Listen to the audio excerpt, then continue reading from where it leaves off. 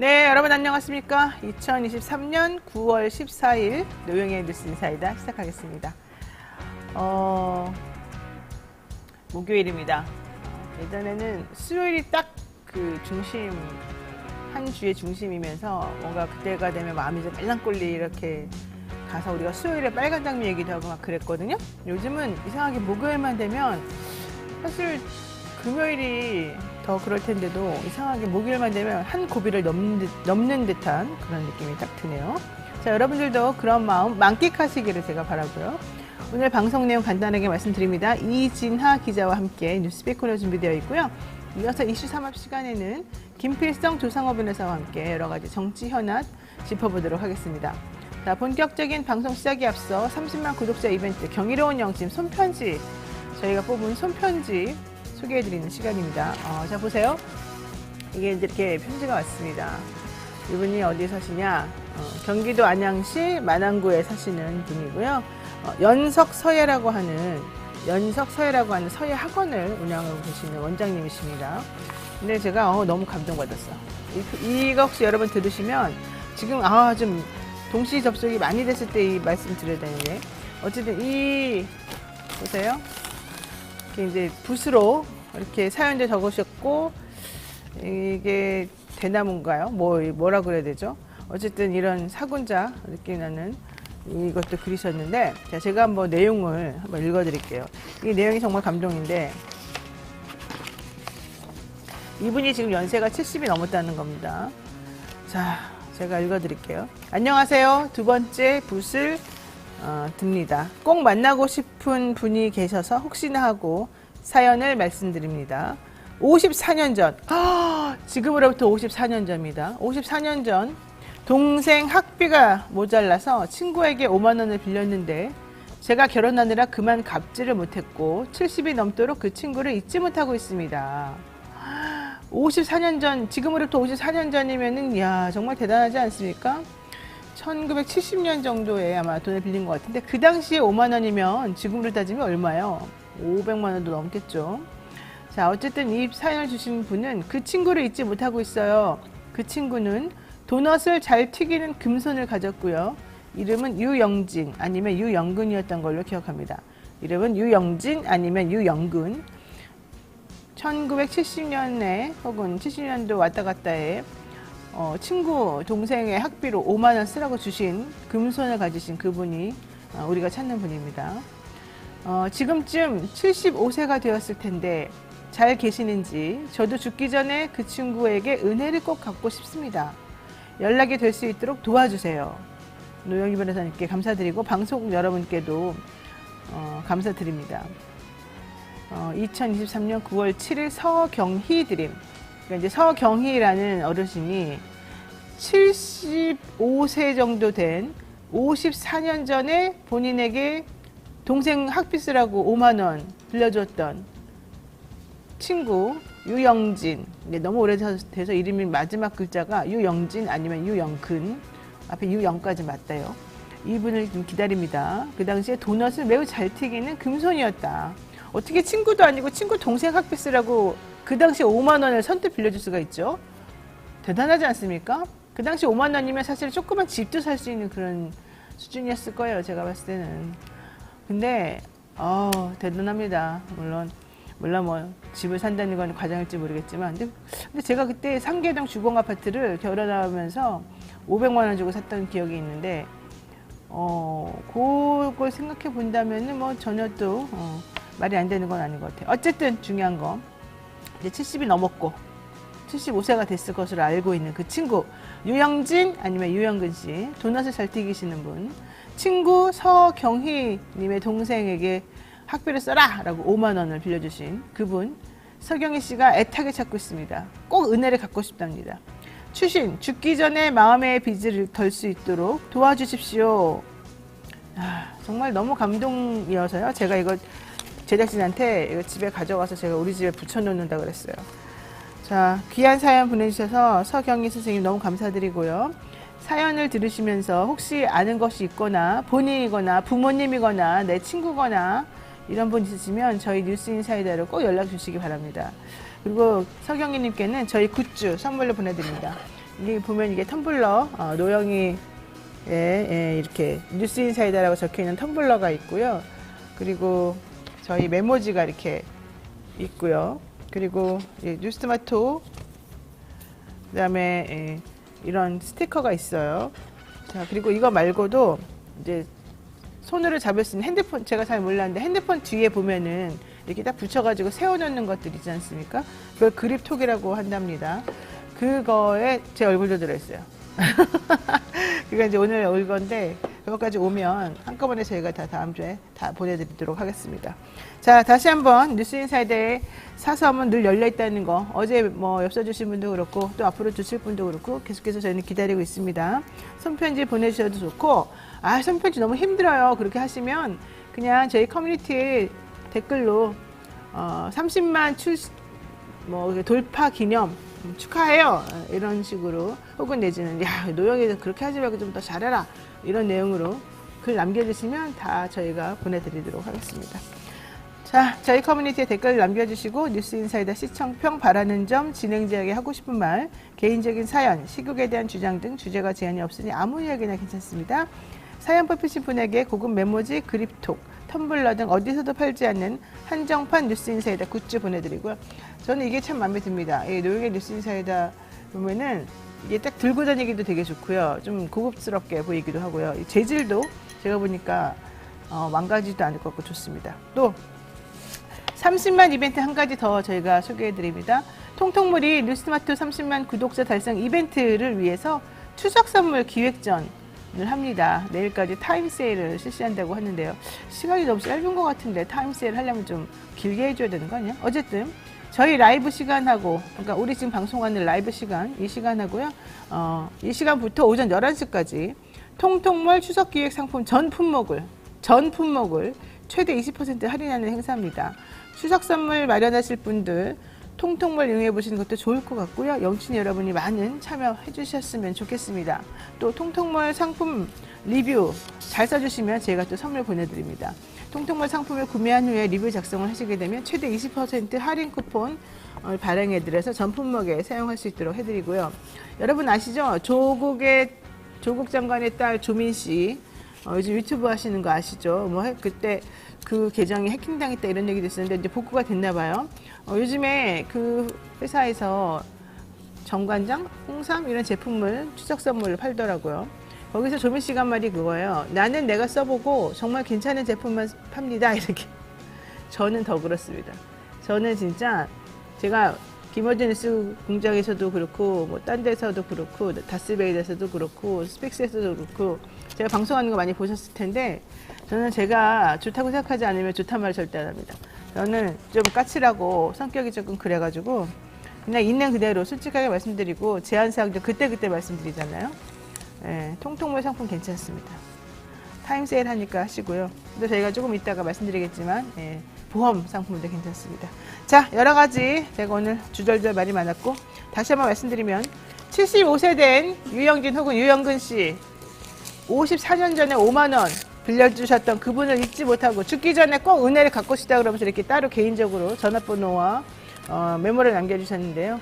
이 서경희 씨를 아시는 분, 혹은 서경희 씨를 알 수도 있을 것 같다는 분, 혹은 옛날에 어느 동네에서 사셨는지 써주셨으면 더 좋았을 것 같은데 그 얘기는 없네요. 그런 자세한 정보가 더 들어오면 제가 좀 더 설명을 더 많이 해드리도록 하겠습니다.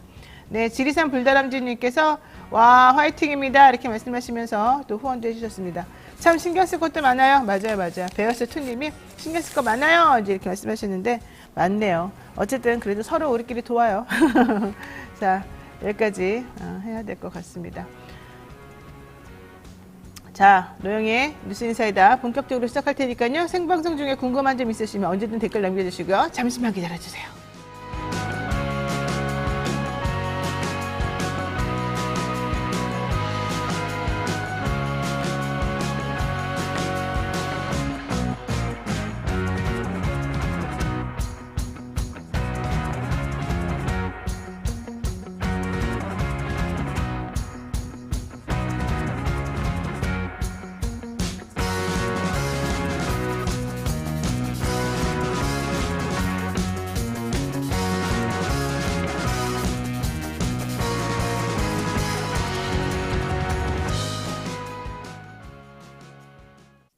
네, 바쁜 아침 이것만은 꼭 알아야 된다. 여러분들께 엄선해서 대신 정리해드리는 그런 시간입니다. 듣기만 해도 이해가 쏙쏙 되는 뉴스 픽 시간이죠. 오늘은 이진한 뉴스토마토 기자와 함께하겠습니다. 지금 전쟁 나는 거 아니야? 이렇게 걱정하는 분들이 솔직히 많습니다. 저도 갑자기 설마 이러다가 날 수도 있겠다 이런 생각하는데 북한하고 러시아가 지금 만나요? 만났어요? 네. 네, 오늘도 만남을 이어가는데요. 일단 우리 시간으로 어제 낮 김정은 북한 국무위원장과 푸틴 러시아 대통령이 4년 만에 정상회담을 가졌습니다. 두 정상의 만남은 러시아 우주 기술을 상징하는 우주기지에서 이뤄졌는데요. 평소 정상회담에서 자주 지각하던 푸틴이 30분 일찍 나와서 김정은을 맞이했다라는 부분에서도 많은 언론들이 주목을 했습니다. 김정은도 전쟁 중인 러시아를 전폭 지원하겠다는 뜻을 밝혔고요. 푸틴은 특별한 시기에 회담을 이뤄지고 있다면서 모든 문제를 논의할 것이라고 말했습니다. 또 두 사람은 자유진영에 대한 적개심을 노골적으로 드러내기도 했습니다. 왜 이렇게 강대강 극대극으로 치닫는 거예요? 예? 우리 대통령도 그렇게 그냥 공산주의 체제, 사회주의 체제 싫어하고 욕하고 막 그러시면서 우리끼리 뭉치자 이러고 있는데 이러고 나니까 솔직히 상대방인 러시아하고 북한 입장에서도 그래 우리도 뭉치자 이렇게 되겠죠. 자유진영에 대한 적개심을 노골적으로 드러낸다. 자, 푸틴은 김정은 위원장에게 엄청나게 극진 대접을 하더라. 이 얘기도 또 있어서 둘 간의 관계가 심상치 않다는 얘기가 있습니다. 네. 두 정상은 어제 1시간 반 동안 양국 대표단이 동석한 상태에서 확대회담에 이어 1대1 단독 회담도 진행했습니다. 약 총 3시간 정도 진행된 회담이 진행됐고요. 네. 이어진 공식 만찬에서는 러시아의 캄차카산 킹크랩 만두에 잉어과 민물고기, 초어를 끓인 탕으로 시베리아의 극동 지역 진미를 식탁에 올려서 극진한 대접을 했습니다. 그러면서 김정은은 러시아가 패권주의를 추구하는 악의 무리를 징벌하고 정의의 싸움에서 승리할 것이라고 이야기했고, 푸틴 대통령은 김정은과 만나기 전에 북한의 인공위성 제작에 이제 도울 거냐 이런 질문을 받았었는데요. 그것 때문에 우주기지에 왔다 이렇게 말하면서 북한에 대한 지원 의사를 명확하게 밝혔습니다. 1시간 반이나 단독 회담하고 캄차카산 킹크랩 만두, 잉어 민물고기 초어탕, 야 시베리아와 극동 지역의 진미, 진짜 맛있겠는데요. 근데 어쨌든 이러면서 이분들이 악의 머리를 징벌하고 정의의 싸움에서 승리할 것이다. 진짜 걱정되네. 이런 말 이렇게 하면 난 너무 걱정되는데 게다가 푸틴이 북한의 인공위성 제작을 도울 거다 이렇게 노골적으로 정확하게 말을 해서 네. 이것도 사실은 좀 그렇습니다. 이게 이 북한은 지난 5월하고 8월에 한번 실패한 적이 있었지 않습니까? 네, 5월과 8일에 각각 8월에, 위성을 발사했지만 모두 실패했는데요. 그래서 이제 북한은 우주 강국인 러시아의 위성 발사 경험과 기술을 넘겨받기를 기대하고 있고, 실제로 어제 우주 기지를 찾는 모습이 이제 나왔는데 거기서 이제 하나하나씩 물어보고 질문을 하면서 굉장히 적극적인 모습을 보였습니다. 또 이거에 대해서 이제 러시아는 대가로 북한에서 포탄과 탄약 등 재래식 무기를 받기를 원하는 것으로 알려졌는데요. 러시아가 1년 반이 넘어가는 우크라이나 전에서 사용할 포탄 재고량이 부족하기 때문인 것으로 보입니다. 그래요. 러시아가 포탄이 부족하다. 이러기 때문에 북한에서 그걸 지원을 받겠다. 참, 북한은 러시아 지원하고 우리는 우크라이나 지원하나요? 진짜 난리가 났습니다. 나 이런 거 진짜 싫은데. 이러면서 결과적으로 돈 버는 데는 어딜까요? 미국 아니에요? 무기를 팔면서 돈을 많이 엄청 벌 것 같아. 네. 진짜 어쩌면 이렇게 다들 그냥 머리들이 좋은지 모르겠어요. 자, 조선소도 둘러본다고요? 네, 오늘은 두 정상이 다음 행선지로 러시아의 주력 전투기를 생산하는 공장과 핵 잠수함을 만드는 조선소가 있는 군수공업 지역인 하바롭스크 주에 로 이동할 것으로 추정되는데요. 네. 이곳에서 김 위원장의 일행은 시설을 둘러본 뒤에 북한 전투기 성능 개선을 위한 협력 방안을 논의할 것으로 예상이 됩니다. 또 이 두 정상의 만남은 사실상 전 세계인들이 좀 주목을 했는데요. 미국에서는 이번 북러 정상회담이 국제 정세에 끼칠 파장에 주목하고 있습니다. 특히 한국과 미국 등 러시아 등이 북한의 위성 기술을 제공하면 유엔 안전보장이사회 제재 위반이라고 견제를 하고 있는데요. 그러나 인공위성의 특성상 평화적으로 사용이 가능하다는 점에서 제재를 피할 수 있다는 분석도 나오고 있습니다. 그렇죠. 뭐 그럴 수도 있겠지만 자 지리산 불다람쥐님이 남북한 무기 대결부터 시작하는 겁니까? 이게 뭡니까? 이민채님 정말 큰일이네요. 나무님 반목을 사주하는 대통령인가 보네요. 푸르밍님 나라 팔아먹고 있는 거 아니에요? 이러고 김재길님 트럼프가 그립습니다. 갑자기 트럼프가 훨씬 나아요? 바이든보다? 자, 배동호님은 푸틴이 먼저 와 있었다는 게 얼마나 중요한지 그 사람이 얼마나 지금 북한 상황을 중요하게 생각하고 있는지 정말 경각심을 가져라 이런 얘기 하셨고요. 엔티리스프 은희리스프님이군요. 대리 전쟁이 아닐까요? 이러는데요. 그러네요, 진짜. 솔직히 말해서 걱정스럽습니다. 자, 기시다. 어제 북한이 탄도미사일 2발 발사했는데 그것 때문에 신경하고 군도 세우고 있다 이런 얘기도 있습니다. 자, 이 얘기 해보겠습니다. 윤석열 정부 2차 개각합니다. 이제 문제가 많은 개각이라고 다들 지금 난리가 났어요. 네, 여당 내부에서도 얘기가 나온다고 하는데요. 윤석열 정부가 국방부, 여성가족부, 문화체육관광부까지 3개의 부처의 장관 후보자를 어제 발표했습니다. 네. 특히 문체부 장관 후보자에는 유인촌 전 장관이 지명됐는데요. 현 정부 곳곳에 MB 시절 요직을 거쳤던 인사들이 대거 포진하게 됐습니다. 여당에서는 국정과제와 구조개혁의 속도감 있게 추진하기 위한 것이라고 이제 밝혔고요. 야당에서는 도덕성 문제 등의 송곳으로 이제 청문회를 준비하겠다라는 뜻을 밝혔습니다. 하면 뭐 합니까? 하면 해봤자 뭐 자기네 마음대로 할 건데 하면 뭐 하겠어요. 지금 유인촌 후보자, 유인촌 지명자는 12년 전에 일을 했었잖아요.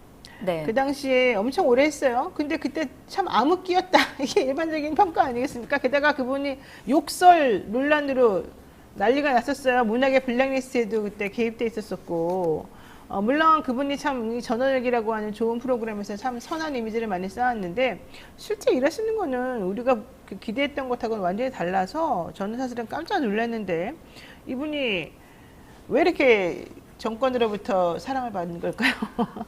아무래도 MB 시절에 사람들이 다 복귀하는 거 보니까 유인철 장관도 거기에 하나의 그 맥이라고 생각이 아이콘으로? 들고요. 네, 또 아까 말씀하셨던 것처럼 재직 당시 재임 기간이 2년 11개월로 최장수 문체부 장관의 기록을 갖고 있습니다.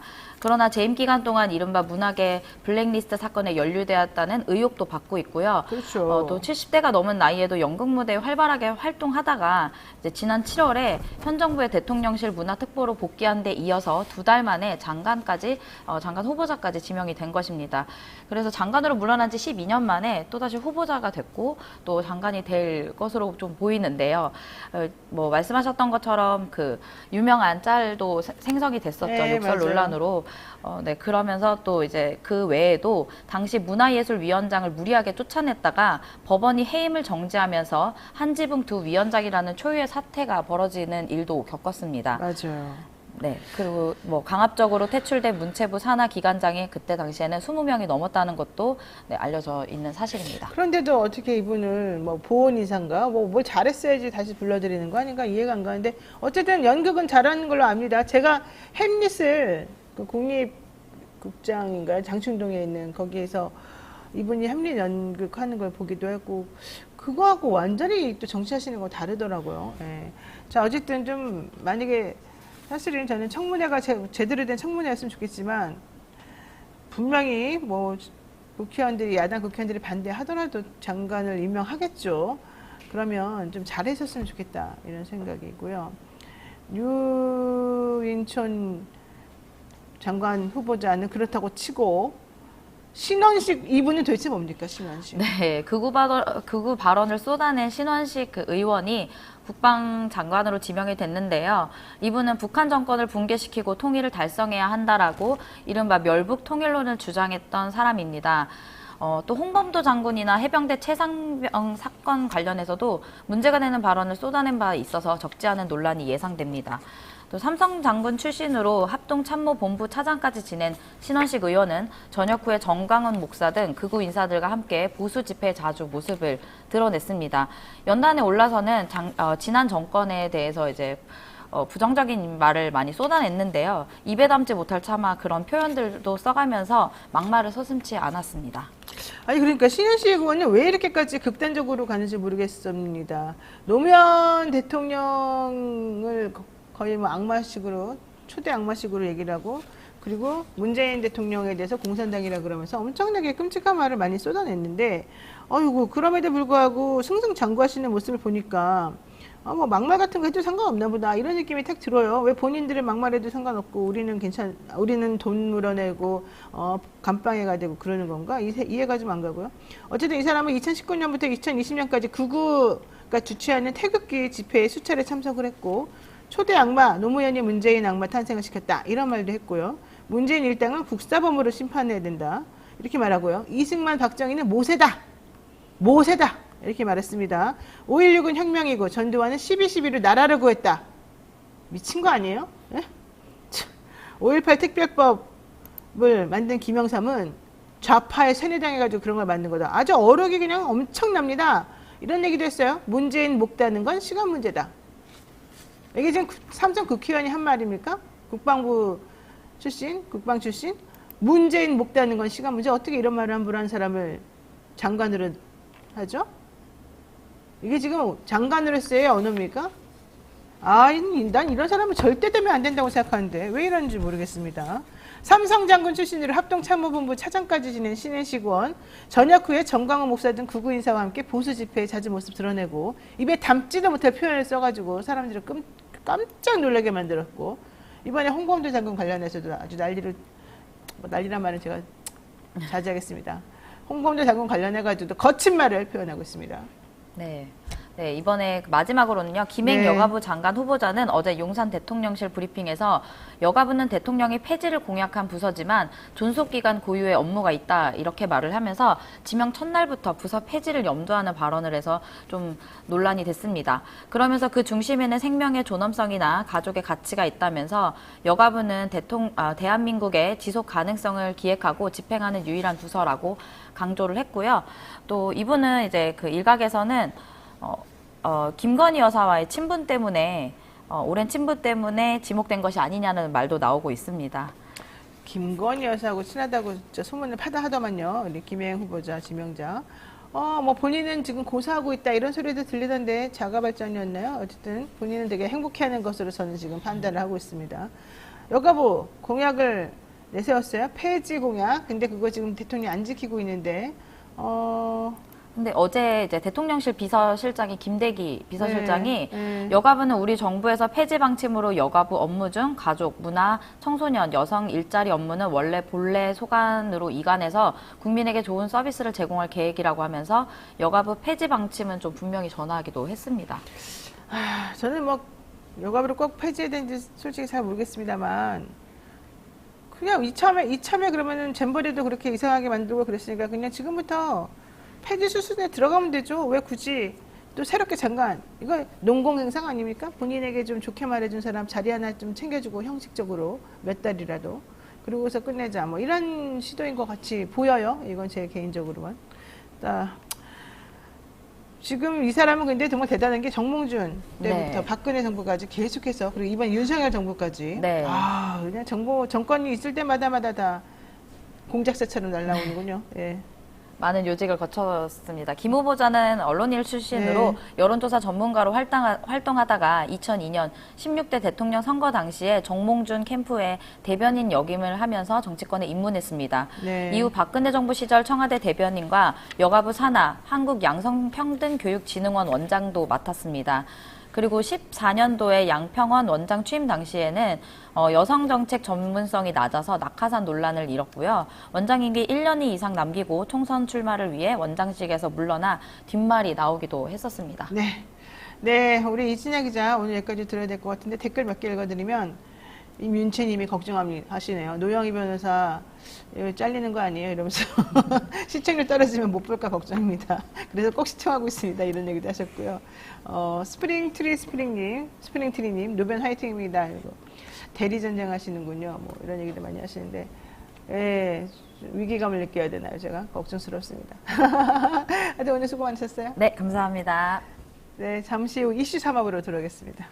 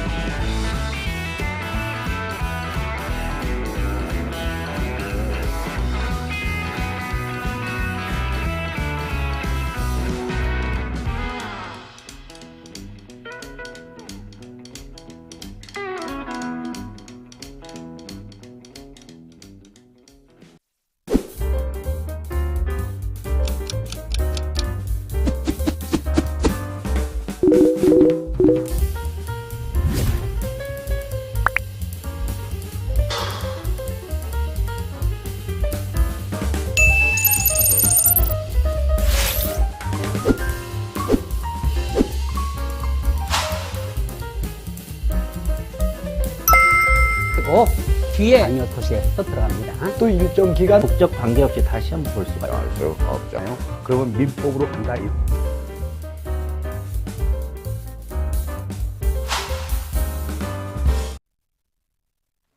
네, 매주 목요일 3명의 변호사와 함께하는 톡쏘는 정치평론 시사 맛집 이슈 삼합 시간입니다. 김필성 변호사 그리고 조상호 변호사 모시겠습니다. 두 분 어서 오세요. 예, 안녕하십니까. 네. 두 분 모시고 제가 광고 타임 하나 할까요? 잠깐 광고합니다. 오늘도 뉴스 인사이다를 열렬히 후원하고 먹여 살리시는 우리의 주님께 통통몰 광고 한번 해드리겠습니다. 요즘에 제가 국보국밥에 좀 소홀히 했다는 원성이 있어서 아니라고 말씀드리고 싶고요.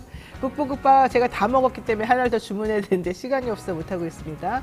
닭곰탕, 설렁탕, 순댓국 등 한국인이 가장 사랑하는 국밥 8종을 모았는데요. 입맛이 없을 때, 숙취가 있을 때 국밥만한 게 없다는 것을 다시 한번 확인시켜주는 그런 음식입니다. 간단하게 조리해서 든든하게 한 끼를 해결할 수 있고요. 조상호 변호사하고 김필성 변호사에게 저희가 보내드렸거든요. 한번 이 맛이 어땠는지 여쭤보는 시간 가지도록 하겠습니다. 우선 김필성 변호사님 드셔보셨죠? 냉동실에 아직 있습니다. 뭐야, 아직 안 먹어봤다는 거예요? 네, 요새 좀 집에서 밥 먹기 힘들어가지고요. 사모님하고 사이가 안 좋죠? 네. 밥 있는 것도 아니죠? 아니 뭐 자기 밥은 자기가 챙겨 먹어야죠. 아, 그렇군요. 네, 그런 생각으로. 자, 그럼 드시고 난 다음에 다음 주에는 꼭 말씀해 주십시오. 네, 알겠습니다. 네. 안 그러면 이제 앞으로 한 개도 없어요. 네, 조사구 변호사 어때요? 저는 아직 못 받았습니다. 사장님, 조상구 변호사는 아직 못 받으셨답니다. 왜냐면 이분이 합류한 지 얼마 안 돼서 지난번에 신장식 변호사님 이후에 합류하셔가지고 신장식 변호사님한테 드렸는데 우리 조상구 변호사님 안 드렸나 봐. 조상구 변호사님 주소 이따가 가시기 전에 알려주시면요. 저희가 네. 보내드리도록 하고요. 제가 그냥 2배를 말씀드리겠습니다. 아주 맛있어요. 우리 엄마 우거지 순댓국 진짜 좋아하시고요. 우리 남편은 닭곰탕 좋아하더라고요. 저는 설렁탕 좋아하고요. 그다음에 또 약간 좀 뽀얀 국물 있는 거 그게 참 맛이 있다 이런 얘기도 많이 하더라고요.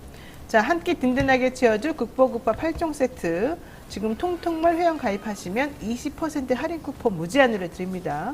지금 바로 검색창에 통통몰 검색해 주시고요. 자, 통통몰 기억 안 나시면 통통한 노영이 얼굴을 기억하시면 됩니다. 통통이 통통몰. 자, 응친이 여러분들의 많은 관심 부탁드리고요. 자, 이슈 삼아 본격적으로 시작하겠습니다.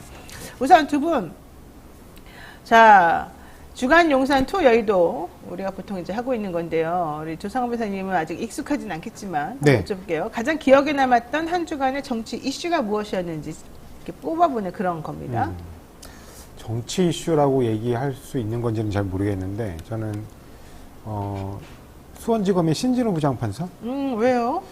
왜냐면 이번에 그 증거 의견을 급하게 이화영 변호사의 이제 사선 변호인 이번에 새로 선임된 김광민 변호사가 의견을 냈는데 네. 증거 의견에 대한 그러니까 변호인의 증거 의견에 대한 채택을 보류한다는 결정을 했다는 거예요. 네. 그래서 저는 그걸 제 변호사 생활하면서 처음 들어보는 얘기거든요. 왜냐면 변호인이 어떤 증거에 대해서 의견을 내면 그 의견대로 그냥 끝나는 거예요. 그걸 채택하고 말고할 문제가 아니거든요. 왜냐면 그 의견에 대해서 부동의를 하든 내용 부인을 하든 그런 의견을 내면 그 의견에 따라서 우리 형사소송법이 정하고 있는 증거법 원칙에 따라 해당 증거를 채택할지 말지를 결정하는 것이지 변호인의 증거 의견 자체를 채택하니 많이 하는 그런 얘기는 없거든요.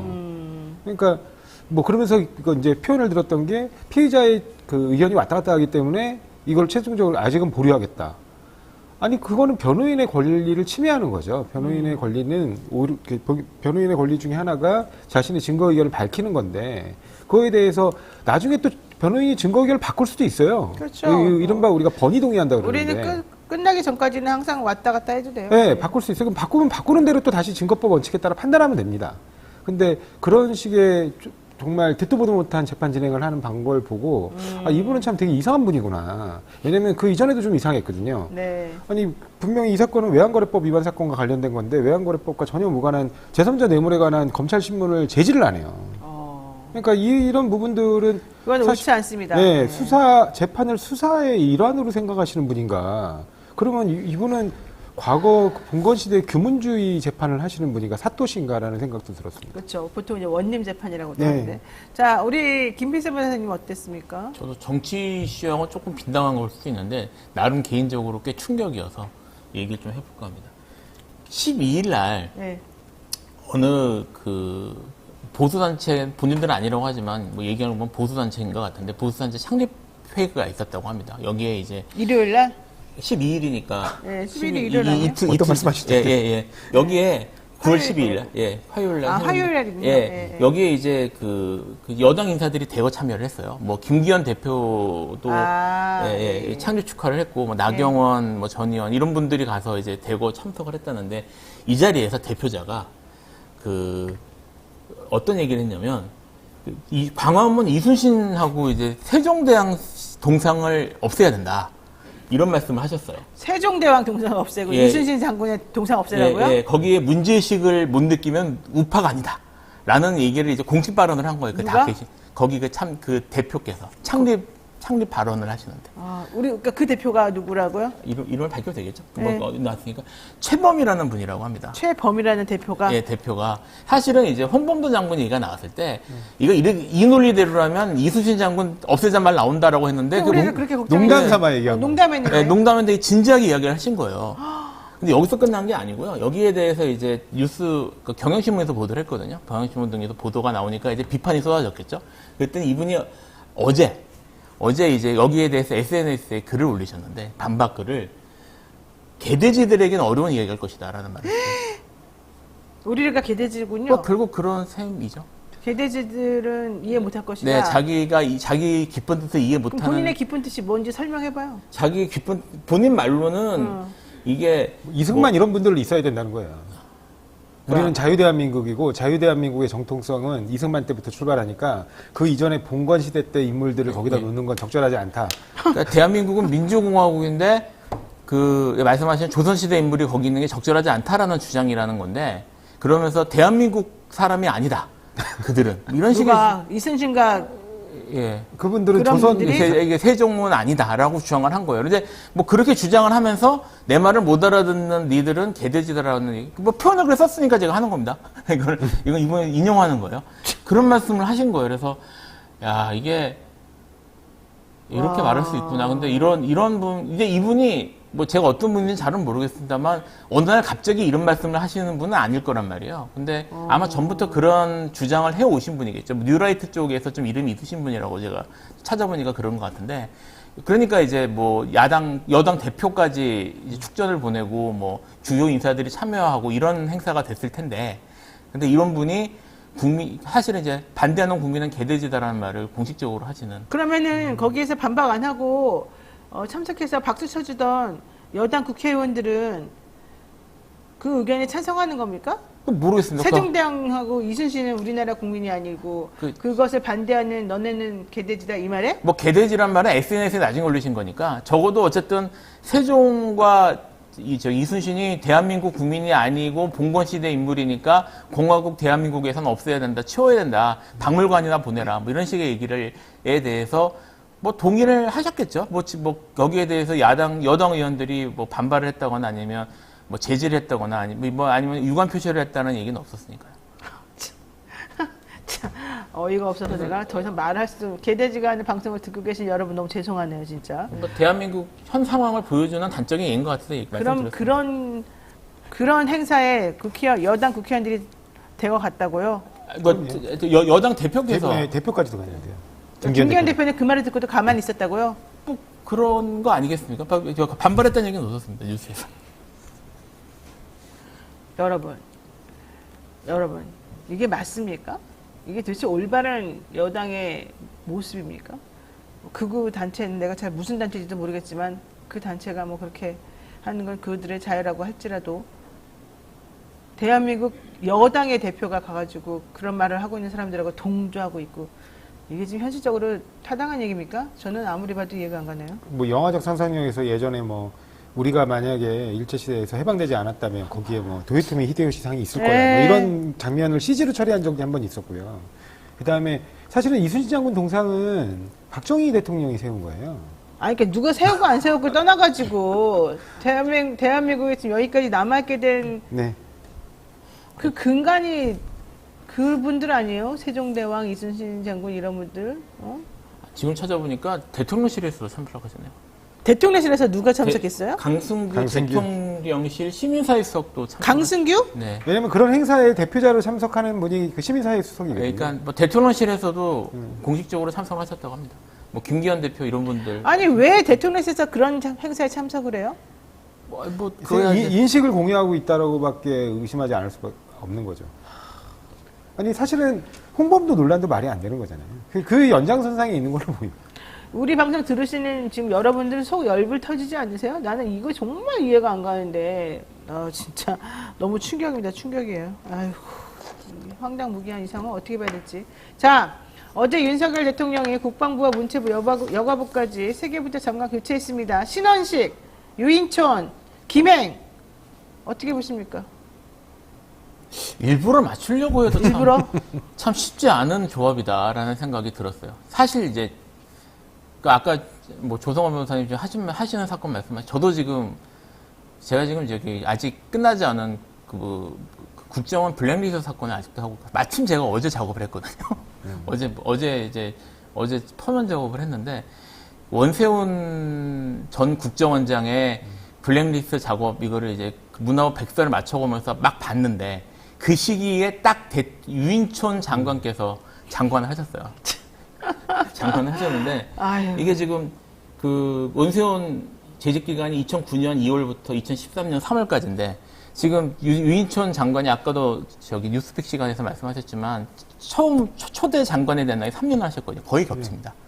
거의 겹치는데 물론 문화부 백서에는 유인촌 장관의 이름이 명시적으로 명시돼 있지는 않아요. 사실 그게 이명박 당시의 블랙리스트와 박근혜 당시의 블랙리스트의 차이가 이명박 당시 블랙리스트는 국정원이 주도했다는 특징이 있거든요. 근데 국정원이 블랙리스트 작업을 태스크포스까지 만들어서 작업을 하고 이거를 문화부에 내려보내서 문화부가 실행한 건 사실입니다.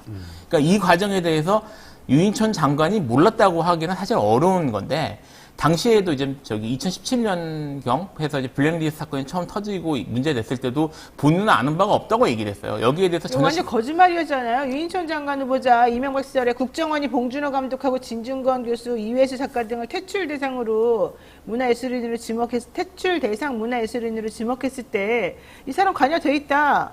이렇게 다 얘기됐었던 거 아니었어요? 근데 전혀 모르는데 상관없고? 그럴 수가 없어요. 지금 문화부 백서를 살펴보면 지금 인터넷에 올라와 있습니다. 문화부 백서를 찾아보면 이분이 단순히 블랙리스트를 만든 게 아니라 이거를 실행하기 위해서 그 문화부 구체적인 인물들에게 어떻게 지시를 하고 어떻게 했는지 이런 것들이 나와요. 그러니까 장관이 모를 수가 없어요. 왜냐하면 자기 하부 조직이 문제였기 때문에. 근데 지금 이분이 장관으로 돌아오는 거예요. 제가 이분이 장관이 돌아온다는 소식을 들으면서 서면을 썼거든요. 그때 우리 문화계를 위해서 한 일이 뭐래요? 좋아요. 나쁜 거는 다 안 했다고 씁시다. 지금 얘기된 게 블랙리스트 안 만들었다. 자기는 그렇게 사람들 퇴출시키는데 관여 안 했다는 거잖아요. 네. 그럼 본인이 장관으로서 한 일은 뭐예요, 그러면? 2년 3개월이나 그때 장수하면서. 생각나는 거 있어요, 한 개라도? 있어요? 없죠. 내가 생각나는 건 욕설? 오로지 하지마, 욕설, 찍지마 이거밖에 사실 기억이 안 나고 블랙리스트 관여했네 안 했네 이 시끄러웠던 거밖에 기억이 안 나는데 뭐 하셨어요 도대체가? 그분이 개인적으로는 연기를 잘했죠. 아마 제가 알기로는 우파 예술인 지원에 되게 힘썼던 거. 그러니까 차별한 거밖에 없는 거잖아요. 네. 우파 예술인 지원만. 그것도 결국은 그러니까 연결되는 거예요. 그게 블랙리스트죠. 그게. 네. 이른바 화이트, 네. 블랙이 있으면 화이트가 있는 거니까. 화이트 아니 유인천 씨는 자기는 어렵고 힘들었던 그 예술인들이나 가난한 그 예술인들을 다 도와줘야 된다는 기본적인 마인드가 있는 사람인데 솔직히 예술인의 뭐 좌파 우파가 뭐 얼마나 있어요 우리나라에 지금 현실적으로. 좌파는 뭐 어떻고 우파는 뭐 어때요. 그들이 하는 말은 그냥 내가 판단하기에 나라가 너무 지나치게 극단으로 가면 안 된다 이거밖에 없는 거잖아요. 김연아 씨가 이번에 후쿠시마 오염수 방류한 거 가지고서 이러면 안 됩니다 한마디 했더니 지금 난리가 났잖아요.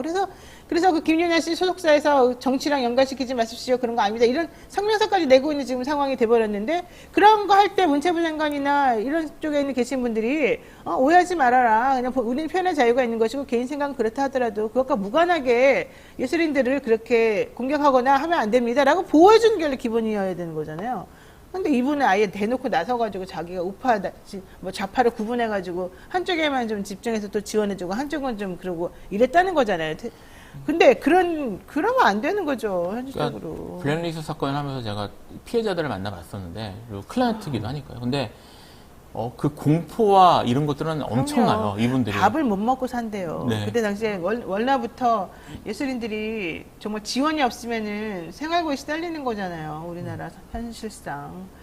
근데 여기서 어느 날 딱 나라에서 찍었다 그러면은 정말 하루아침에 이게 딱 일터가 날아가는 거고 하루아침에 자기가 설 수 있는 무대가 날아가는 거예요. 그럼 진짜 손가락 빨고 아무것도 못하는 거예요. 그 딸린 친구들 전부 다 함께.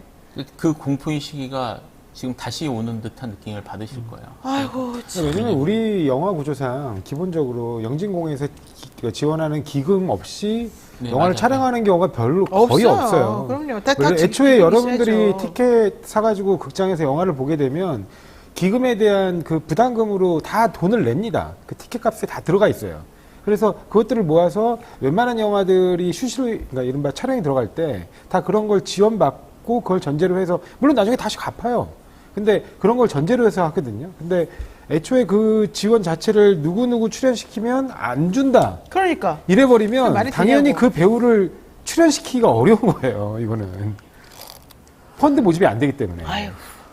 국민의힘에서 이번 개각 가지고 본인들도 조금 문제라고 생각을 지금 하고 계시는 것 같습니다만은 이순신 장군 세종대왕 욕 보이는 것도 그렇고 좀 이상하다고 생각이 그리고 듭니다. 사실은 뭐 여러 가지 논란이 있지만 이른바 국방장관을 갑자기 지금 교체하는 거. 왜 탄핵한다 그러죠. 그렇죠. 뭐 한미 동맹이 굉장히 그 최적격자라고 해서 원래 이중섭 장관을 합참 출신이기 때문에 데리고 왔는데 그래서 첫 초대 국방부 장관으로 임명했지 않습니까? 네. 그럼에도 불구하고 사실상 첫 장관 교체 인사를 진행하는 이유가 네. 지금 불분명해요. 그런데 대다수가 예상하는 것처럼 이른바 최수근 상병 사망 사건에 대한 외압 의혹이 크게 불거지니까 그 부분에 대한 꼬리 자르기 인사 아니냐 네. 이렇게 보고 있습니다. 그런데 그 꼬리 자르기 인사로 붙이는 사람이 신원식이라는 게 저는 정말 황당한 일인 것 같아요. 왜냐하면 이분도 부하의 죽음을 왜곡한 부분에 대해서 군 사망사고 진상규명위원회 이건 국가 공식 조직이에요. 거기서 그 부분에 대해서 그 사망의 원인을 조작했다. 이런 부분에 대한 판정을 받으신 분이에요. 이 와중에 영화배우 이영애 씨 이승만 기념관 건립한다 그러니까 자유대한민국의 초석이다. 우리나라를 발전을 이끄신 훌륭한 분이다. 라고 하면서 5천만 원 기부한다는 소식이 또 있네요. 뭐 이분 남편이 원래 무기 브로커로 유명하신 분이라서 자, 국민의힘에서는 이번 개각에 대해서 물론 뭐 맞다, 잘하고 있다 이런 말도 있지만 다른 목소리도 있어요. 자꾸 쓰던 사람을 다시 쓰는 이유가 도대체 뭐냐. 어디 방송 나가서 말도 제대로 못하겠다. 이런 얘기 하고 있죠. 홍준표 시장 12일 페이스북에 MB 시절 임기 말까지 지킨 인사 원칙 중 하나가 국방부 장관과 법무부 장관은 절대 정당 출신을 임명하지 않는다는 거였다. 정치적 중립성이 중요하기 때문이다. 그런데 왜 이러는가? 이런 얘기를 했습니다. 자, 이종석 국방부 장관 사퇴하고 개각이 이루어지는 부분에 대해서 갑자기 또 속도 내는 이유는 뭐냐? 민주당이 지금 탄핵한다 그러니까 그거 안 하려고 그리고 경질이 아니라 사의 표명이다. 뭐 이런 식으로 해갖고 이종섭 지금 지키게 하는 거잖아요. 말하자면은.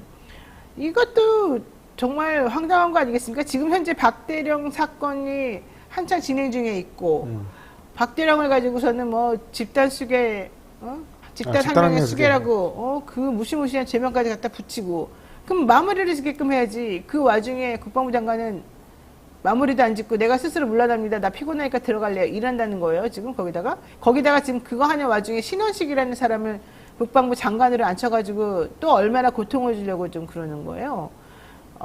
저는 정말 이 신원식 국민의힘 의원이 만약에 국방부 장관이 된다면 정말 저는 이건 매우 심각한 상황이 될 수밖에 없을 것 같다.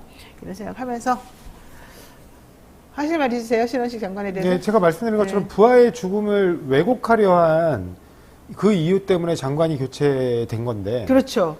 그 자리에 다시 부하의 죽음을 왜곡했다라는 더 왜곡할 만한. 네, 국가기관의 판정을 받으신 분을 임명하는 네. 이 말도 안 되는 상황이 도대체 어떻게 이해해야 되는 건지를 모르겠어요. 무슨 코미디 같이 되는 것 저는 같아요. 조금 더 적극적인 인사라고 생각을 하는데요. 이게 그러니까 윤석열 대통령의 스타일로 봤을 때 탄핵이나 또는 무슨 여기에 대한 의혹 제기, 그러니까 이런 수사 이런 것들을 무서워하실 분은 아닌 것 같아요. 기본적으로 또 이게 수사가 되고 나면 결국 뭐 검찰이 됐던 경찰이 됐던 이게 지금 사실 장악하고 있다고 볼 수 있는 곳 수사경에서 움직이기 때문일 거고. 그래서 저는 이번 기회에 신원식을 안 치는 게 목적이 아닌가 생각이 좀 들어요. 신원식 살리기에 이건 또? 그러니까 신원식 살리기가 아니라 아까 이동관을 방통위원장으로 앉히려고 그렇게 노력했던 것처럼 신원식을 이쪽에 앉혀가지고 이번 기회에. 쌍두마차처럼 해보겠다? 이번 기회에 지금 아니, 보시면 지금 뭐 사두마차, 오두마차인가? 차두마차, 오두마차. 그러니까 이번 기회에 강한 사람을 안 치는 거죠. 이제 일단 윤석열 대통령과 국가관이 일치하시는 분이잖아요. 그렇죠. 국정사력이 일치하시는 건 그렇죠. 분명하고요. 그리고 뭐 문재인 전 대통령을 간첩이라고 부르시는 분도 기여를 했었고. 그럼요. 예, 예. 뭐 아까 얘기 나왔지만 그 다음에 뭐 문재인 모가지를 따겠다 이런 말도 하신 적이 어떻게 있더라고. 그런 많은 사람을 장관으로 앉히죠? 그리고 초대 악마 노무현 대통령 대통령을 초대 악마라고 하셨던 뭐 이런 확고한 그런 뭐 어쨌든 본인 나름의 생각을 가지고 계신 분이고, 그리고 그 장관 아까 말씀하셨던 그 최상병 사망 사건에 대해서도 가장 적극적인 의견을 내셨던 분이라서. 아니, 적극적 의견을 정말 이상한 의견을 내잖아요. 어쨌든 그러니까 대통령실의 주장을 완벽하게 네. 그러니까 논리와 무관하게 몸으로 막으면서 주장보다 한 단계 더 나아가서 그렇죠. 디펜스하고 세게. 거길 더 나아가서 공격할 수 있는 사람. 예, 그러니까 지금 현 장관을 보호하기 위해서가 아니라 더 센 사람이어서 막아주길 위해서 부르는 거라고 그래요, 생각도 맞아요. 들어요. 바로 그거예요. 그게 옳은 겁니까? 그런 것 같습니다. 지금 말씀 들어보니까 이종섭 장관 보니까 대가 약하네. 그렇지. 대가 약하다고 생각하는 예, 거죠. 약간 네. 보니까 저기 잘못을 지적하니까 자꾸 어버버버 하면서 아니 그럴 때 더 대차게 나가야지. 더 국민들은 진짜 뭐 사고 나고 죽어도 신경 안 쓰고 이게 옳다. 말도 안 되는 논리로 우기고 뭐 그렇게 해서 또 어떻게 보면 대통령실의 행보와 발을 맞춰야 되는데 왜 이렇게 주저해? 그렇게 보이는 것 같습니다. 왜냐면 지금 보면 신원식 의원이 그러니까 이제 후보죠. 그러니까 국방장관 후보가 그 1년에 최근에 벌어진 사건들에 대해서 발맞추는 걸 보면 대통령실보다 더 나가요. 보면 아까 지금 맞아요, 말씀하신 대로. 맞아요. 네, 홍범도 장군 논란도 마찬가지였고. 맞습니다. 맞습니다. 이 상황 관련해가지고 박정훈 대령의 변호를 맡고 있는 김정민 변호사가 김종배 시선 집중에 13일날 나왔습니다. 그러면서 이 국방부 장관 사의 표명 내지는 새로운 장관 후보자에 대해서 이런 말을 했습니다. 결국 해병대 수사 외압의 실체를 가리기 위해서 서둘러 진행이 된 것으로 지금 보여주고, 신원식 국민의힘 의원이 이 문제에 대해서 초기에 좌파의 준동이다, 모략이다 이런 말씀했던 것을 생각해 본다면 과연 이 사람이 제대로 합리적으로 순리적으로 맞게 처리할 수 있을지 걱정이다. 이종섭 장관은 그러니까 아직 뭐 이건 안 쓰니까 이종섭 장관은 거짓말하기에 급급했는데 신원식 의원은 정치적 모략, 음모로 규정하기 때문에 이 박정훈 대령의 최상병 사건 진상규명 이 상황은 국민 정서가 너무 동떨어지게 정리될 것 같다. 이렇게 얘기를 했습니다. 야, 이런 게 진짜 현실이라는 게 자체가 너무 슬픕니다. 자, 다음 얘기하겠습니다. 이재명 대표 단식 너무 오래 하고 있지 않습니까? 근데 괜찮습니까? 지금 문재인 대통령도 다른 사람 그러니까 처음에 이제 전화 통화도 하셨지만 어젠가요?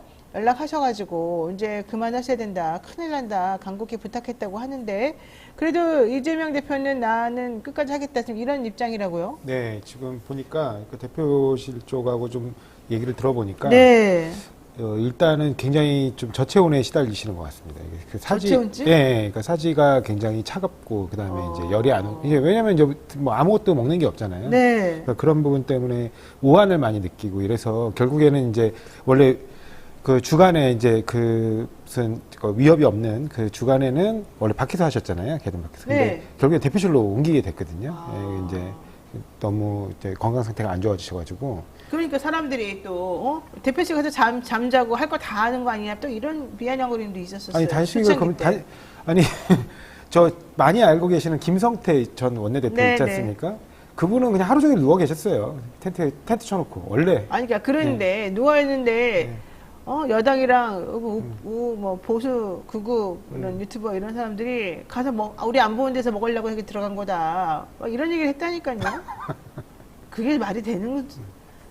자, 근데 어쨌든. 네, 그래서 굉장히 몸이 지금 안 그렇게 좋아지는 지금 몸이 안 좋은데 상태인데 어떡해요? 그래서 아마 이게 정상적인 지금 이제 그 행보를 이게 하시기는 사실상 어려운 상황. 아니 그렇게 안 좋은 상황인데 어제 검찰도 갔다 온 거예요. 13일 차 단식 그렇습니다. 13일 차에. 네, 맞습니다. 근데 2시간 동안 하고 왔다고 또 거기서 비아냥거리면서 검찰이 이래서 되겠느냐 이러면서 또 호통쳤다고 또 기사 나오고. 아니 그 2시간을 뭘 조사해? 2시간도 안 되거든요. 한 1시간 30분 정도 되는 거 같은데. 서명 받으려고 그랬다는 거잖아요. 서명 받으려고. 이 이재명 대표 그거를 서명 하려고 받으려고. 불렀다는 것 자체가 좀 그러니까 너무 그건 심한 거. 황당하고요. 그다음에 지금 아시다시피 그 형사소송법이 진작에 개정돼가지고 이제는 범행을 부인하면 조서 자체가 증거 능력이 없어요.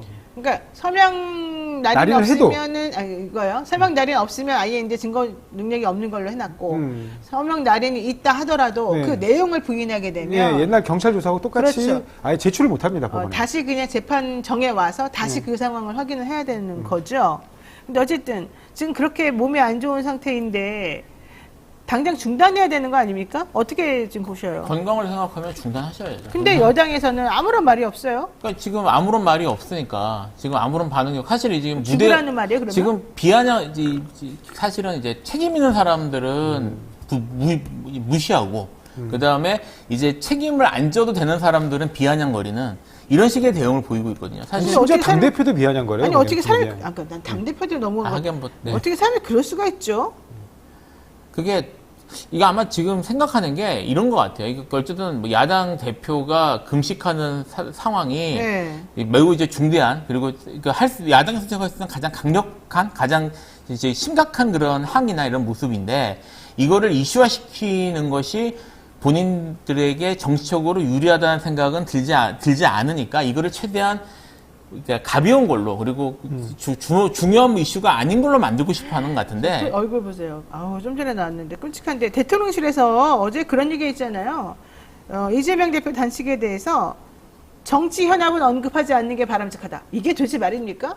지금 단식 13일차 하고 있는 사람에 대해서 정말 이 제1야당 당대표인데 만나지 않는 것으로 모욕을 주는 것은 물론이고 이제는 항의 표시로 단식을 하고 있는 중간인데 정치 현안에 대해서는 언급하지 않는 게 바람직합니다. 이러고 넘어가요.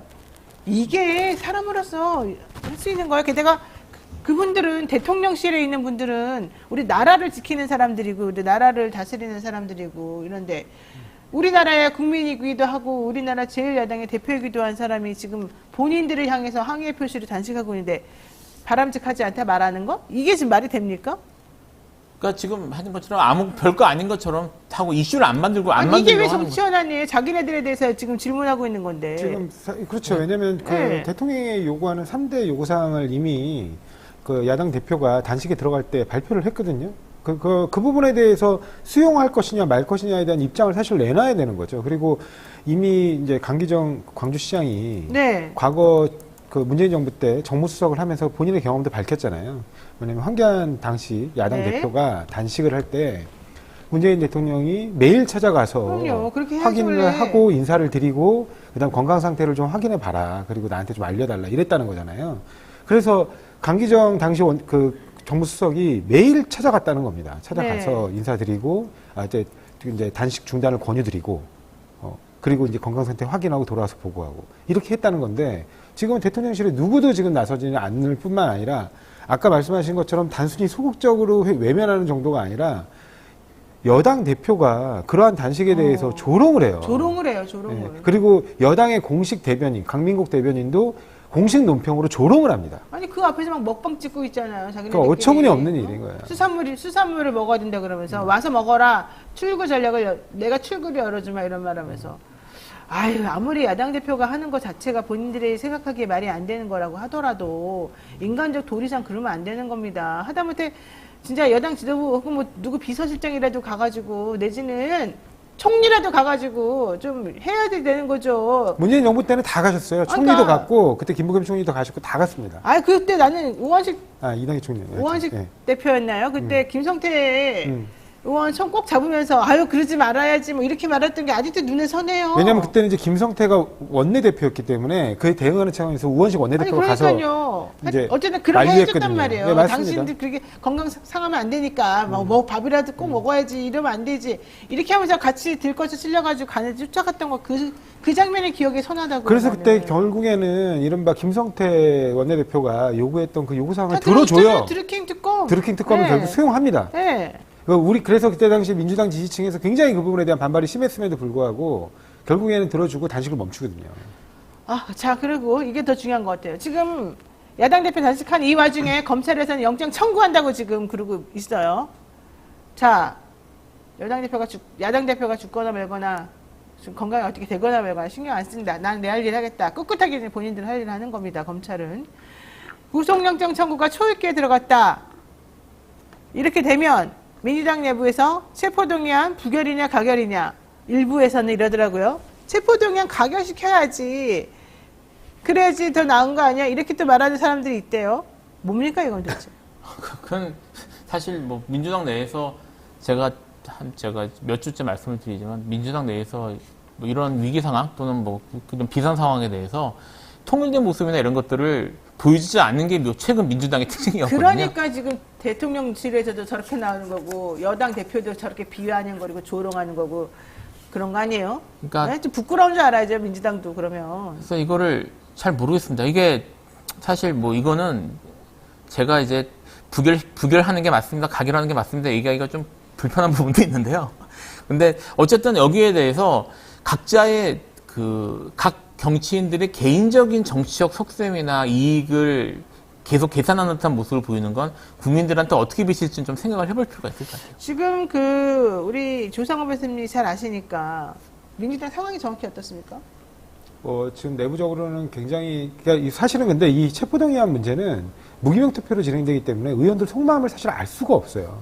이게 어떤 방식으로 어떻게 진행되는지는 알 수 없고, 근데 과거보다는 좀 더 부결 쪽으로 의견들을 이제 얘기하시는 분들이 많아진 건 사실이에요. 왜냐면 지금 야당 대표가 전면적인 대여투쟁으로 곡기를 끊고 있는데 여기에 대해서 영장이 들어오는데 그 영장을 누가 보더라도 객관적 물증은 없는 상황이잖아요. 근데 이거에 대해서 동의를 한다. 이거는 사실상 야당의 분열상을 그대로 보여주는 꼴이잖아요. 그러니까 그런 부분에서 위기 상황으로 느끼고 예전보다는 훨씬 더 부결 목소리를 공개적으로 천명하는 분들이 많아지는 것 같습니다.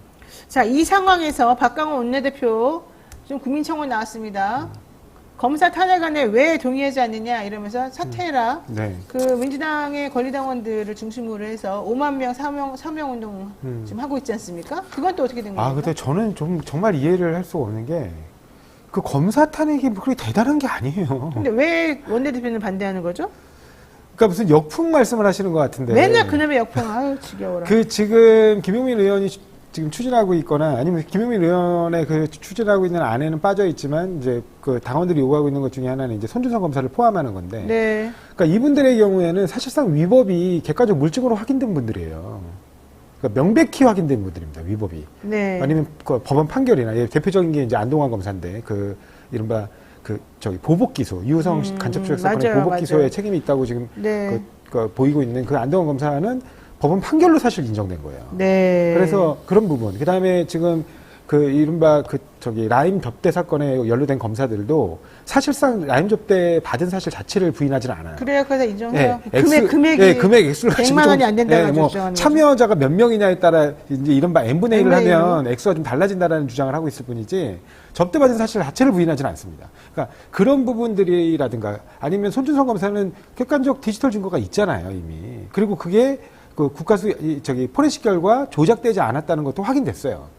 그러니까 이런 부분들을 볼 때는 이거는 객관적 물증이 있거나 사실관계가 이미 확인된 분들이에요. 네. 그러니까 이런 분들의 경우에조차도 탄핵을 주장한다면, 왜냐면 이분들은 사실은 마땅히 행정부에서 그에 상응하는 징계를 했어야 되는데 아무도 징계를 안 하는 거예요. 지금 예를 들면 3명의 라임 접대받은 검사는 사실상 징계 요청이 있는데 결정을 안 하고 있어요. 아니, 그러니까 그러면 이런 상황인데도 불구하고 박강원 원내대표는 검사 탄핵에 부정적이다. 네. 근데 그 사유가 뭐냐 물어보면 역풍이다예요. 그렇죠. 지금 현재 무슨 역풍을 걱정하는 거예요? 저는 그 이유를 도대체가 혹시 모르겠어요. 본인이 걸려 있는 거 아니에요? 그거는 제가 이렇게 드러난 건 없으니까 알 수 없지만 검사는 민주적 권력이 아닙니다. 네. 그냥 시험 봐서 합격하는 사람 공무원이에요. 다른 네. 공무원하고 다를 바 없어요. 공무원이 일을 공무원하고. 제대로 하라는 건데. 근데 공무원이 어떻게 보면 범죄를 저질렀는데 그 범죄를 저지른 부분이 사실은 법을 집행하는 기관이잖아요.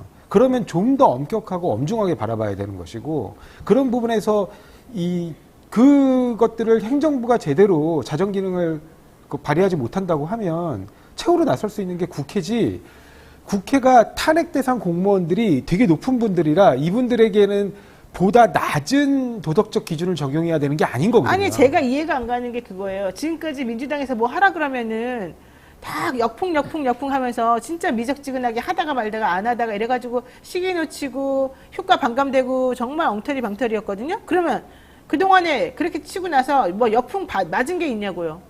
역풍 맞은 게 있어요? 있어요 없어요? 그게요. 그러니까 저도 이제 얘기를 들어보면 네. 물론 뭐 제가 정치권에 직접 있는 건 아니지만 간접적으로 얘기를 들어보면 특히 이제 정치 오래 하신 다선 의원들께서 이런 역풍이라는 것에 대해서 매우 그렇게 신경을 쓰신다고 해요. 그러니까 그 역풍이 도대체 뭐냐고 그러니까 실체가 있어요 근데 지금? 그분들은 네. 그러니까 이제 민주당이 소수 정당일 때부터 하셨던 분들이 많이 있는데 이제 그 거대 정당이 잘못하는 것들이 나오니까 거기에 대해서 그거를 잘 잡아가지고 이용하는 게 이익이다. 그러니까 민주당이 나서가지고 뭐 하는 거는 오히려 위험하다라는 식의 생각을 그러니까 갖고 왜 있는데 위험하냐고 그 말이 이해가 안 간다고요. 왜 위험하다고 하는 거예요? 그러니까 그분들은 상대방의 그분들이 누구예요 도대체? 어쨌든 다선 의원들께도 그러신다고 그러더라고요. 아니, 저는 이게 이른바 원내 지도부 얘기인데 네. 이 원내 지도부의 문제점이 뭐냐면 지금 좋은 말씀 하셨는데요. 네. 그러니까 자책골만 바라보고 있는 거예요. 그러니까 아니, 본인들이 공격을 해가지고 자기네가 알아서 실수하길 바래 네. 상대방이. 득점 포인트를 올릴 생각은 안 하고 상대방이 실수를 해서 심지어 자책골을 넣기를 바라고 있는 겁니다. 무슨 그러니까 이게 뭐 요행을 바라는구만요. 지금 축구용어를 쓰셨으니까 네.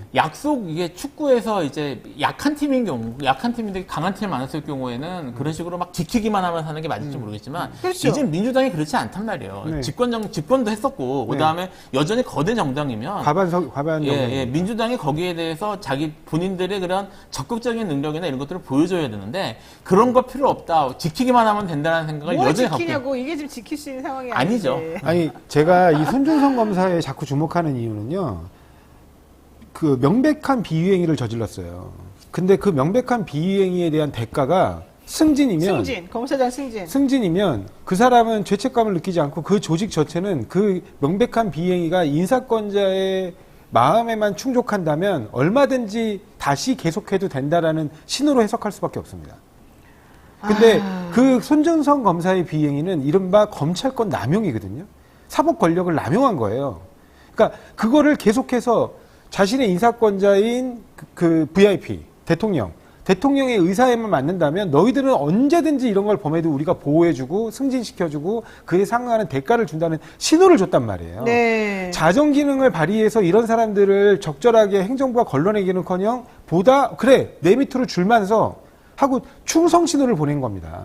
근데 여기에 대해서 국회가 제재하지 못한다고 하면 국회는 존재 가치가 없는 거예요. 왜냐하면 국회의 존재 가치 중에 하나는 행정부의 행정 권력 독주를 막기 위한 견제의 역할이 있는 거거든요. 그러니까 저는 그게 정말 답답합니다. 나는 뭐 민주당 내부 싸움에 대해서는 정확히 모르겠습니다만은 만약에 그렇게 이재명 대표가 하는 게 마음에 안 들고 그게 문제가 많고 그 사람이 별로 대표를 쓸 자격이 없다고 생각한다면 차라리 이 반명계에 있는 수장이나 그런 분들이 이재명 대표 지금 단식하고 있으니까 같이 단식하면서 이 위기를 같이 극복하고 그리고 난 다음에 서로 딱 단판을 지어가지고 공청회도 하고 여러 의견도 들어보면서 한쪽으로 정리합시다. 이렇게 해서 난 정리하는 게 맞다고 봐요. 이렇게까지 같은 당 내에서 제대로 한 목소리 내지도 못하고 지금 민주당 생각하기에는 검찰이 잘못하고 있다고 지금 얘기하고 있는 거기에 대해서도 한편은 검찰이 잘못합니다. 그리고 한편은 검찰한테 잘 보여야 됩니다. 이렇게 하면서 무슨 사람들에게 설득이 되겠어요. 자기 당내에서도 아무것도 안 되는데. 이러니까 여당에서도 우습게 생각하는 것이고 지네끼리 싸우나 보다. 그러고 마는 거 아니겠습니까?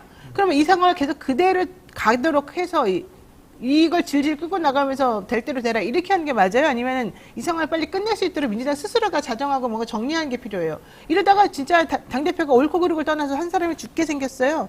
여기에 대해서 지금 본인 목숨 내걸고 같이 하는 사람이 어디 있어요?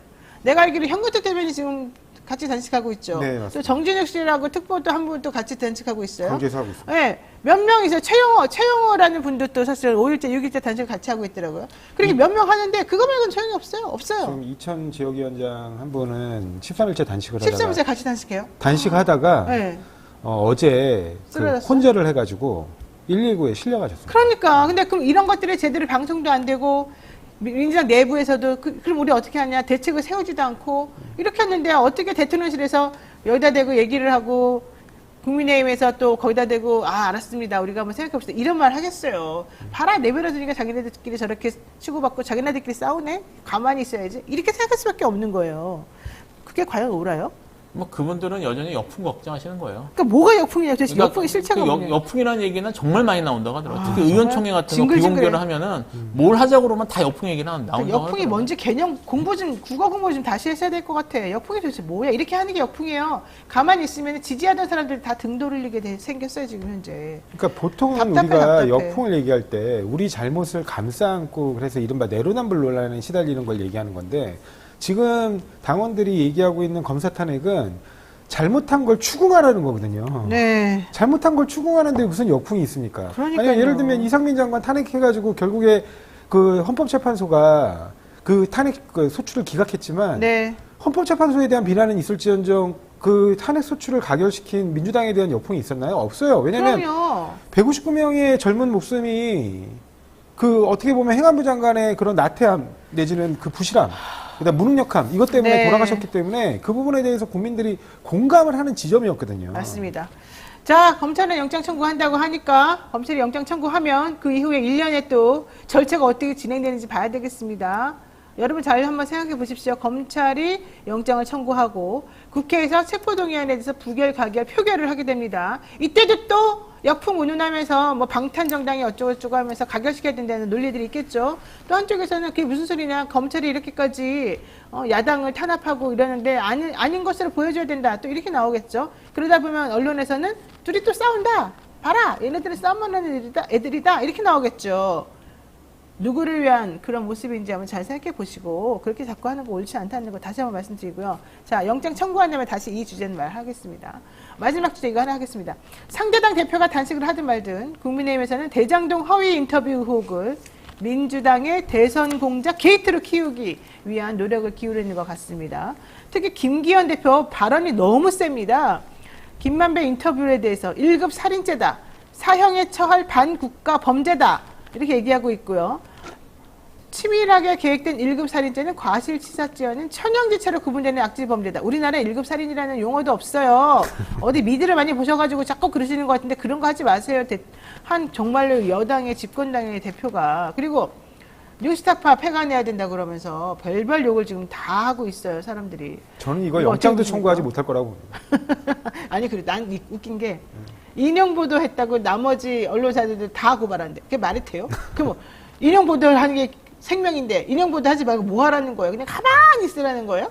아니, 그런 논리라면 아까 제가 뭐 여러 차례 뭐 말씀을 드렸는데 이른바 대장동 그분을 오보한 동아일보부터 원스트라이크 아웃으로 폐간시켜야죠. 그래야죠. 그 대장도 그분이라는 말 나오지도 않았는데, 거기는 왜 내버려두는 거야? 또 조선일보, 중앙일보, 얼마나 많이 그런 종류의 얘기들이 많이 있었어요, 그동안에. 왜 거기는 한마디도 안 해요? 왜 이것만 가짜뉴스라 그래? 다 좋아. 가짜뉴스라고 쳐도 좋고, 밝히려고 수사해도 좋고, 다 좋아요. 뭐가 나왔냐고요, 아직 안 나왔잖아. 그러면, 아직 안 나온 상태에서 다른 언론사들이 이런 보도가 있었고, 이런 녹취가 있었습니다라고 보도하는 거. 그게 왜 문제예요? 그게 왜 문제예요? 그거 하라고 있는 건데.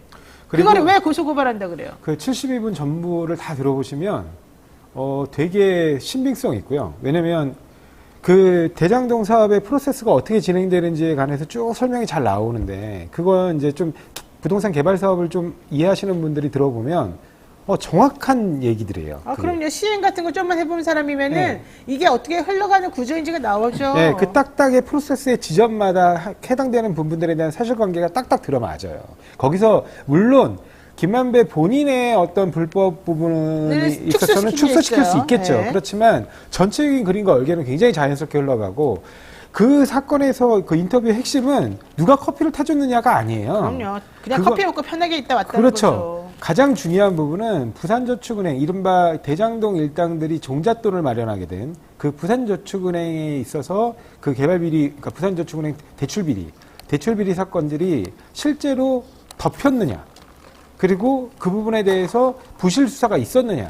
그 부분이 핵심이거든요. 근데 덮였고 부실 수사가 있었다는 것도 팩트예요. 네. 단지 그게 고의에 의한 것이냐, 네. 아니면 능력 부족이냐, 네. 이 부분만 남은 거거든요. 그렇죠.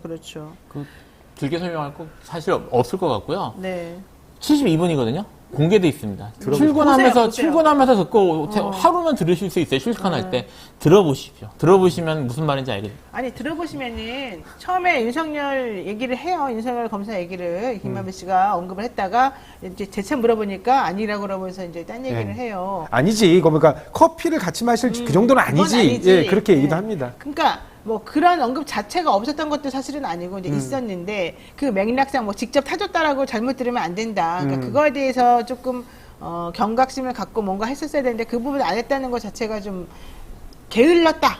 이렇게는 볼 수는 있을 것 같아요. 이 인터뷰를 보도한 매체에 대해서. 아니 왜냐하면 그 해당 그 부분까지 다 실어서 할 수는 없는 게 그 그쵸, 부분을 그죠. 왜곡한 건 아니고 해당 네. 부분이 빠진 빠진 거거든요. 거죠. 근데 근데 어쨌든 중요한 부분은 그게 아니기 때문에 그렇습니다. 핵심은 이 사건의 본질은 무마하려고 하는 것처럼 보이는 네. 혹은 검찰에서 봐주는 것처럼 보이는 그 상징이 커피였다는 것 뿐이에요. 말하자면은.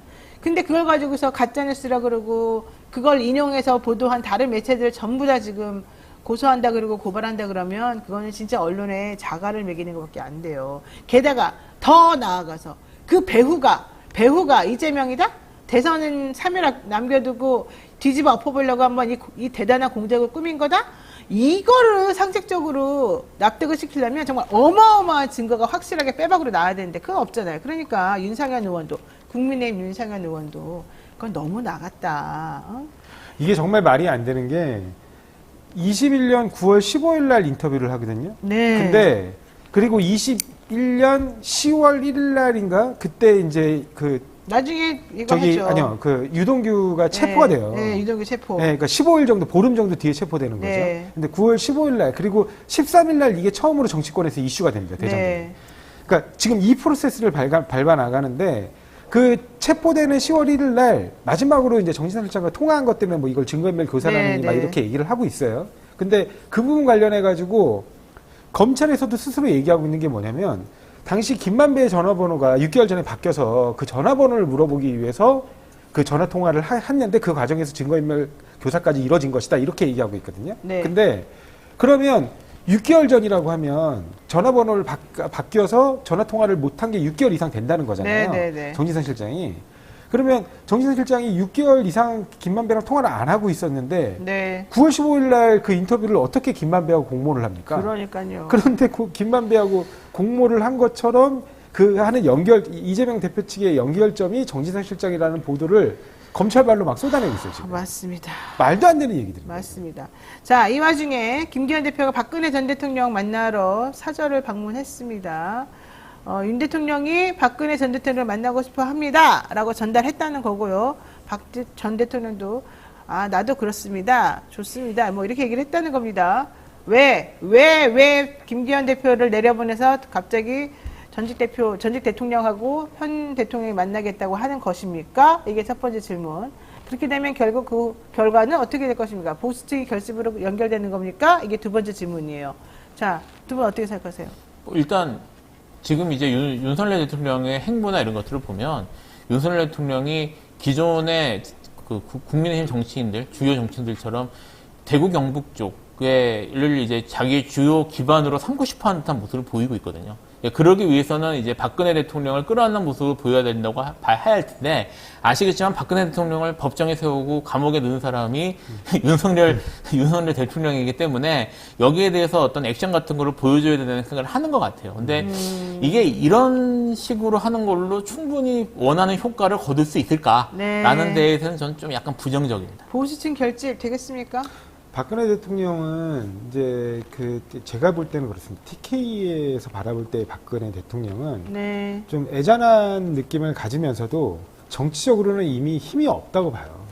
그 사람이 갖고 있는 정치적 힘, 왜냐면 박근혜 대통령이 부각되면 부각될수록 국정농단도 같이 부각되기 때문에 네. 결국에 그 이른바 TK 세력의 정치적 실패를 자꾸 환기시키거든요. 네. 그래서 그거 자체가 뭐 정치적으로 큰 의미가 있다고 저는 생각하지 않습니다. 알겠습니다. 네, 오늘 두 분하고 말씀 여기까지 나눠야 될 것 같고요.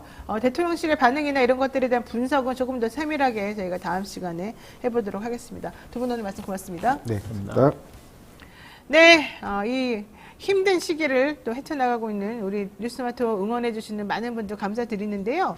조영용 씨가 국보국밥 설렁탕 먹어봤는데 고기도 푸짐하게 들어있어서 너무 만족스럽습니다. 2인분인데 저는 한 번에 다 먹었습니다. 이렇게 말씀하셨고요.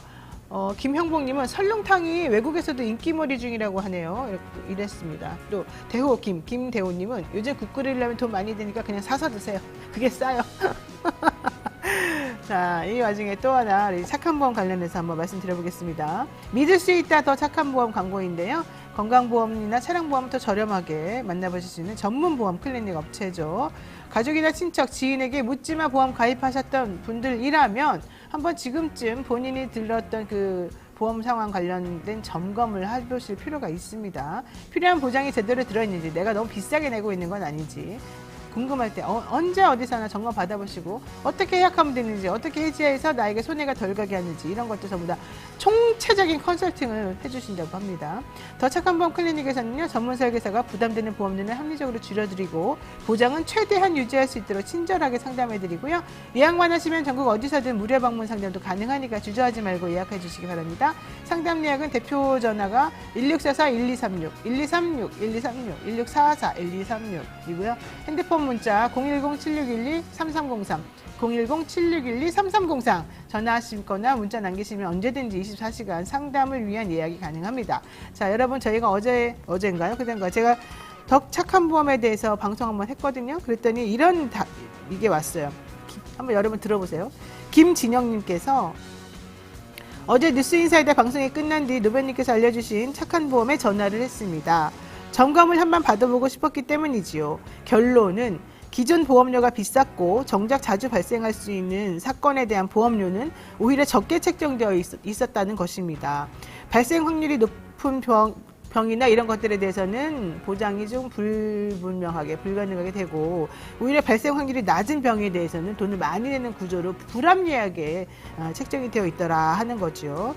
매우 화가 났습니다. 이참에 갈아타야 되겠다 결심을 했고 다음 주 화요일 착한 보험에 가입하기로 했습니다. 여러분, 영친이 여러분들도 반드시 점검 받아보셔야 됩니다. 한번 받아보세요. 이런 의견을 김진영님께서 어제 해주셨어요. 아까 현실적으로 본인이 딱 느낀 거를 이렇게 설명을 하시고 말을 해주시니까 더 마음에 와닿는 게 확실히 있네요. 제가 변호사 사무실 그 사건 하면서 보험 사건 한다니까요. 근데 진짜 이런 것들 때문에 내가 생각했던 거고 틀린 것 때문에 문제되는 게 되게 많아요. 여러분들, 중요한 거 내가 지금 현재 하고 있는 게 무엇인지를 정확히 아는 겁니다. 저도 몰라가지고 맨날 당했잖아요. 여러분들 한번 이 기회에 점검 받아보시고 우리 호구되지 맙시다. 이걸 내가 꼭 말씀드리고 싶어요.